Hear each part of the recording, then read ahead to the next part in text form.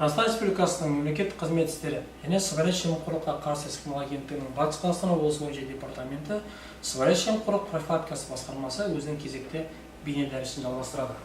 Бүгінгі біздің тақырыбымыз сыбайлас жемқорлық тәуекелдерін талдау. Соның ішінде сыбайлас жемқорлық тәуекелдеріне ішкі талдау мәселесі жөнінде болмақ. Бұл Қазақстан Республикасының сыбайлас жемқорлыққа қарсы іс-қимыл туралы заңының 8-ші бабында көрсетілген.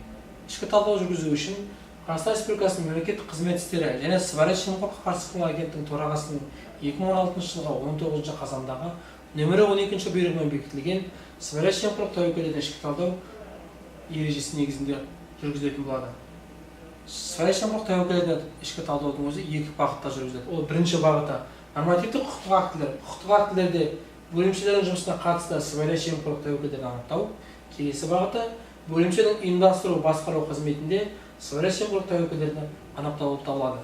Біз бірінші бөліміне тоқталатын болсақ, бірінші бөлімде біздерде құқықтық актілерде, яғни біз кейде қызмет уақытында кодексте, заңда және қабылданған құқықтық актідегі белгілі бір қарама қайшылықтар көріп жатамыз.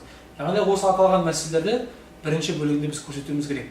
Яғни кодекс пен заңның арасында немесе қабылданған құқықтық арасында айырмашылық бар ма? Кей жағдайда бұлай болып жатады. Заңда белгіленген мерзім 15 күн, ал стандарт пен регламентте қызмет көрсету күні 5 күн деп тұрады. Яғни екі ортада айырмашылық бар. Осыны ретке келтіру үшін жоғарғы тұрған органға өзгерістер енгізу жөнінде, ұсыныстар жіберу жөнінде шешім қабылданатын болады. Одан басқа дискрециялық құзыреттіліктер деген бар. Кейбір кодекстерде жазалау тәртіптері айыппұл немесе ескерту деген тұрады.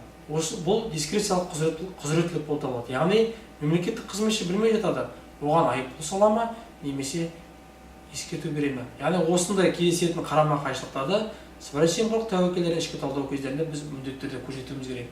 Келесі бағыты бұл ұйымдастыру басқару қызметінде қарастырылатын мәселелер. Ең бірінші кезекте қаралатын мәселе бұл кадр ауысушылық, яғни персоналды басқару. Соңғы, яғни мынау сыбайлас жемқорлық тәуекелдерін талдау жүргізу кездеріндегі мерзімде кадрлық ауысушылық қанша пайызды құрады? Егер де ол 30%-дан жоғары болатын болса, демек ол мекемеде сыбайлас жемқорлық тәуекелі өте жоғары деп айтуға болады. Яғни бұл жағдайда мекеменің басшысы ауысып келді ма, не болмаса белгілі бір командалық ауысу бар ма? Осыларды сыбайлас жемқорлық тәуекелдерін талдау жүргізу кезінде басты назар аудару керек. Қазіргі таңда мысалға Батыс Қазақстан облысындағы кадр ауысушылығы 7-8%-ды құрайды. Яғни осыдан жоғары болып жатса, ол мекеменің қызметінде персоналды басқарудың ішінде сыбайлас жемқорлық тәуекелдер бар деген мағынаны білдіреді. Келесі мүдделі қақтығысын реттеу мәселесін қарау. Мүдделі қақтығысын реттеу жалпы мемлекеттік қызмет туралы заңмен реттеледі. Мемлекеттік қызмет туралы заңға сәйкес бағынысты қызметтерде туыстардың қызмет атқарылмайды. Яғни басқарма басшысының қарамағында өзінің тікелей туыстары, бұл ата-аналары, бірге туғандар және асырап алғандар. Сонымен қатар, ұмытпаңыздар, туыстардың қатарында бізде қайын жұрттар да бар. Яғни біз осы мүдделі қақтығысын қарау кездерінде осы қайын жұрттардың бар жоқтығына немесе туыстардың бар жоқтығына басты назар аударуымыз қажет. Егер де бұл мүдделі қақтығысы анықталған болса, онда мемлекеттік қызметшілер 3 ай мерзімде осыны жою бойынша іс-шара қабылдау керек. Яғни мемлекеттік қызметшінің біреуі басқа қызметке ауысу мәселесін қарау керек.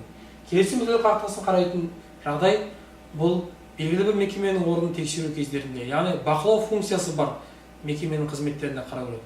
Мемлекеттік қызметші белгілі бір тексеруге баратқан жерде мекеменің басшылығының ішінде өзінің тікелей туыстары болмауына басты назар аудару қажет. Егер де ол тексерілетін мекемеде өзінің тікелей туыстары болатын болса, онда өзінің басшысына жазбалай түрде өзінің туыстары бар екендігін ескертуі міндетті болып табылады.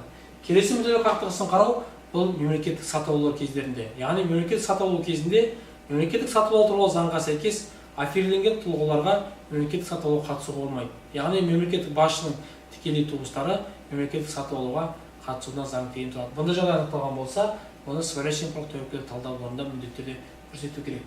Келесі мемлекеттік қызмет көрсету мәселесі. Бұл жерде көбіне кездесетін сыбайлас жемқорлық тәуекелі бұл тікелей бағыттағы сыбайлас жемқорлық тәуекелдер. Яғни сізге мемлекеттік қызметті алушы қызмет орныңызға келіп, канцелярия, яғни кеңсе арқылы қызмет алатын болса, бұл жерде тікелей бағыттағы сыбайлас жемқорлық тәуекелі бар деген сөз. Мүмкіндігінше мемлекеттік көрсетілетін қызметтерде егов порталы арқылы немесе халыққа қызмет көрсету арқылы, яғни электронды түрде алуға негізделген жөн болып саналады. Яғни бұл бағытта сыбайлас жемқорлықтың тікелей бағытындағы тәуекелдерін жоюға себеп болып табылады. Келесі, бұл мемлекет көрсететін қызметтер кезінде қарайтын мәселе ақпараттық тақталардың болуы. Мемлекеттік қызмет көрсететін мекемелердің іштерінде міндетті түрде ақпараттық тақталар болуы тиіс. Яғни ол жерде көрсететін мемлекеттік қызметтердің стандарттары мен регламенттері ілінуі керек. Келген азамат өзінің қандай құжаттар керектігін сол ақпараттық тақталар арқылы танысқанда осы сыбайлас жемқорлық тәуекелдерін жоюға негіз болып табылады. Және рұқсат беру функциялары, қызмет функцияларын атқару кездеріндегі кездесетін сыбайлас жемқорлық тәуекелдерін міндетті түрде қарау керек. Көбіне-көп кездесетін тағы бір сыбайлас жемқорлық тәуекелі бұл регламентте немесе стандартта көрсетілмеген құжаттарды сұрау болып табылады. Көп жағдайларда біздің мемлекеттік қызметшілеріміз немесе қызметкерлеріміз қажет етпейтін құжаттарды тіркей салады. Бұл да сыбайлас жемқорлық тәуекелі болып табылады. Қандай құжаттар талап етеді, сол ғана құжаттар сұратылу керек. Артық құжаттарды сұрауға болмайды.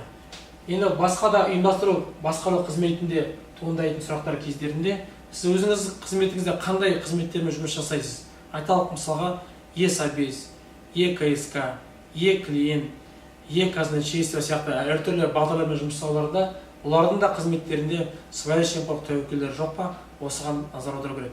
Сыбайлас жемқорлық тәуекелдердің ішкі талдау қорытындысы бойынша мемлекеттік орган өзінің жоспарын бекітеді. Яғни анықталған сыбайлас жемқорлық тәуекелдер жою жөнінде. Және сонымен қатар оны анықталған сыбайлас жемқорлық тәуекелдерін шешу сіздің құзыретіңізге кірмейтін болса, онда жоғарыда тұрған органға ұсыныс жазу керек. Біз сыбайлас жемқорлық тәуекелдерін талдау, ішкі талдау кезінде осындай сыбайлас жемқорлық тәуекел анықтадық. Осыны жою бойынша келесідей өзгерістер енгізуді сұраймыз деген бағытта. Осымен біздің кезекті бейін дәрісіміз аяқталды. Келесі кездескенше қош, сау болыңыздар.